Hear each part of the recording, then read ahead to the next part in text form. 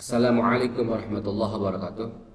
Bismillah walhamdulillah. Allahumma salli wa sallim wa barik ala sayyidina Muhammad wa ala alihi wa sahbihi ajmain. Rabbi shrah li sadri wa yassir li amri wahlul 'uqdatam min lisani yafqahu qawli. Rabbi zidna ilman warzuqna fahman bi rahmatika ya arhamar rahimin.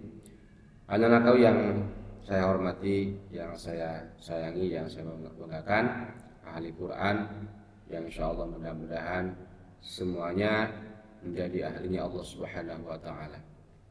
Di kesempatan ini saya akan menyampaikan masih di metode al-husna jilid 3, yaitu satu hukum yang disebut dengan hukum idgham mutama silain.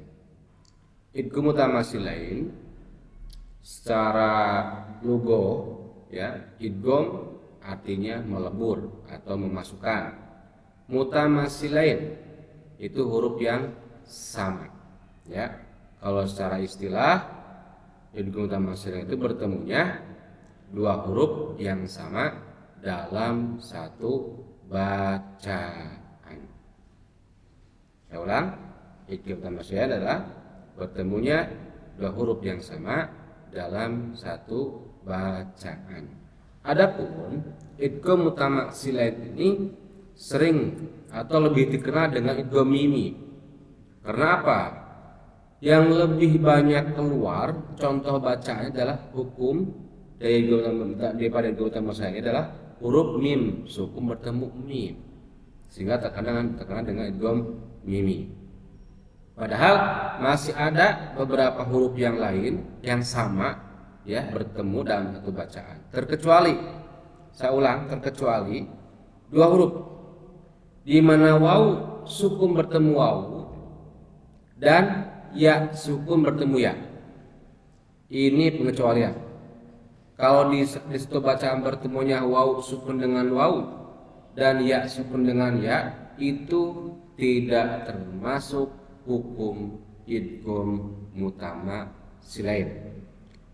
Contoh kecil, ada beberapa hukum atau ada beberapa bacaan daripada contoh idgham mutamasilain ini di huruf yang memantul atau qalqalah. Ya, kita lihat contoh bacaannya. Ya. A'udzu billahi minasy syaithanir rajim. Bismillahirrahmanirrahim.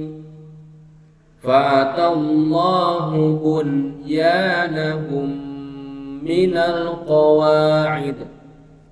Perhatikan, di sini ada huruf mim sukun bertemu mim.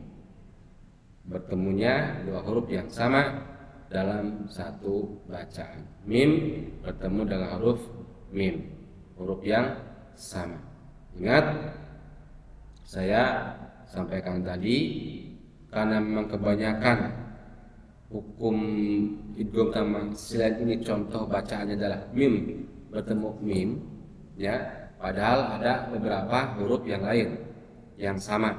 Contoh ketika huruf qalqalah, ba bertemu ba, dal bertemu dal, ini bertemu di situ bacaan.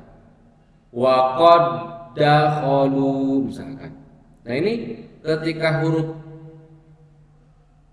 qalqalah bertemu di satu bacaan, maka qalqalahnya hilang. Di sini sayang tidak ada contoh bacaannya ya. Insyaallah ya secara lisan saya sampaikan tadi beberapa huruf qalqalah kalau bertemu di satu bacaan wa qad dakhalu gitu ya. Dan huruf ba bertemu ba misalkan. Sama itu pun ketika dibaca maka ini tidak menjadi hukum qalqalah. Ketika membacanya pun tidak dipantulkan. Bahkan hurufnya itu huruf dal yang pertama masuk ke huruf dal yang berikutnya, sehingga qalqalahnya hilang. Kenapa saya jelaskan? Karena masih ada yang beranggapan bahwa hukum idgham mutamasilain itu hanyalah huruf mim dan mim saja. Padahal ada beberapa huruf yang lain ketika bertemu ya, ketika bertemu hurufnya sama dari satu bacaan, maka dia tidak termasuk qalqalah.